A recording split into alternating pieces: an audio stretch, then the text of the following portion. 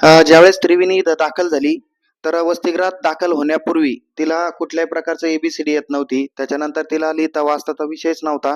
ABCD पासून बाराखडीपासून तर तिचे टेबल असेल, या सगळ्या गोष्टी ज्या आहेत तर मॅडमनी करून घेतल्या. पर पर हावर्स, पर डे तिचं ऑडिट केलं, ऑडिट होतं आणि ह्या सगळ्या गोष्टी एकदम लक्षपूर्वक देऊन मॅडमनी तिची तयारी करून घेतली आणि हा जो सगळा आजचा रिझल्ट तिचा तुम्ही बघताय, तर तो फक्त एका महिन्यातच या मुलीचा रिझल्ट मॅडमनी इथं आपल्या भूमी फाउंडेशन सामाजिक संस्थेच्या वसतिगृहामध्ये अनिता मॅडमनी तयारी करून घेतली आणि खऱ्या अर्थानं ह्या मुलींसाठी त्यांचं योगदान खूप मोठं आहे.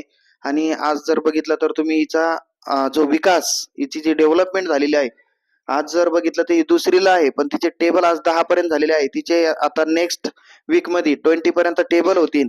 म्हणजे प्रत्येक मुलीला अनिता मॅडमचं ध्येय आहे का इंग्लिश आणि मराठी लिहिता वाचता यायला पाहिजे. त्याच्याबरोबर तिचं मॅथ चांगलं असलं पाहिजे, सायन्स चांगलं असलं पाहिजे आणि त्या मुली सर्वांगीण दृष्टिकोनातून डेव्हलप झाल्या पाहिजे. म्हणून छान प्रकारे हिचा विकास झाला. आज आम्ही सगळं तिचं ऑडिट केलं.